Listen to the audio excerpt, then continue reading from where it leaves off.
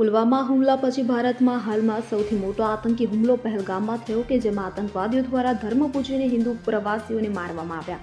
આ હુમલામાં અત્યાર સુધીમાં 26 પ્રવાસીઓ માર્યા ગયા છે કે જેમાં 3 ગુજરાતીઓનો પણ સમાવેશ થાય છે। આ ઘટનાના પડઘા સમગ્ર દેશમાં પડ્યા છે। ભારતના લોકોમાં ભારે આક્રોશ જોવા મળી રહ્યો છે। અનેક સાધુ સંતોએ પણ આ મામલે આક્રોશ વ્યક્ત કર્યો। હવે જૂનાગઢના ભારતીય આશ્રમના મહંત ઇન્દ્ર ભારતી બાપુનું પણ નિવેદન સામે આવ્યું જેમાં તેમણે આ ઘટનાની સખત શબ્દોમાં નિંદા કરી હતી તેમજ તેમણે પાકિસ્તાનને નકશામાંથી મિટાવી દેવાની વાત કરી હતી। આ માટે જો ધનની જરૂર પડે તો તેમણે પોતાની તમામ સંપત્તિ આપવાની તૈયારી દર્શાવી હતી તેમજ ભારતને પાકિસ્તાનને જડબાતોડ જવાબ આપવો જોઈએ તેમ પણ તેમણે જણાવ્યું કે અમારા પાસે જે ધન છે એમની અંદર એક રૂપિયો હું નહીં રાખું। મારા આશ્રમની અંદર જે કાંઈ હશે એ ભારતને હું સમર્પિત કરીશ। ભારતને જો જરૂર પડશે ને મોદી સાહેબ આહવાન કરશે કે દેશને રાષ્ટ્રને ધનની જરૂરત છે તો પ્રભુ પહેલો હિસ્સો મારો હશે પ્રભુ એની અંદર।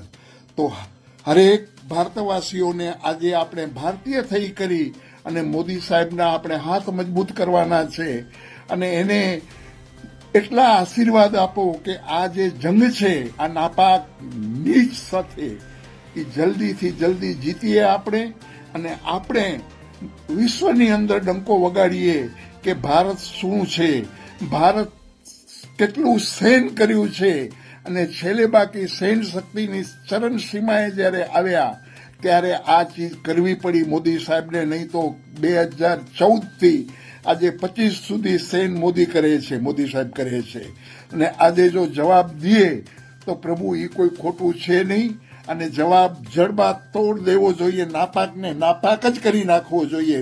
નકશામાંથી નીકળી જવો જોઈએ। એ માણસ એ દેશ નકશામાંથી નીકળી જવો જોઈએ અને મોદી સાહેબને ગુરુ દત્તાત્રેય વતી હું એને આશીર્વાદ આપું કે આ કાર્ય જલ્દીથી કરે અને આ નાપાકને હાવ જમીનદસ્ત કરી નાખે।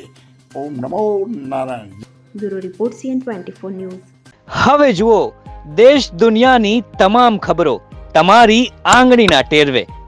ઉઠાવો મોબાઈલ અને Google Play Store પરથી ડાઉનલોડ કરો અમારી CN24 ન્યૂઝ મોબાઈલ એપ।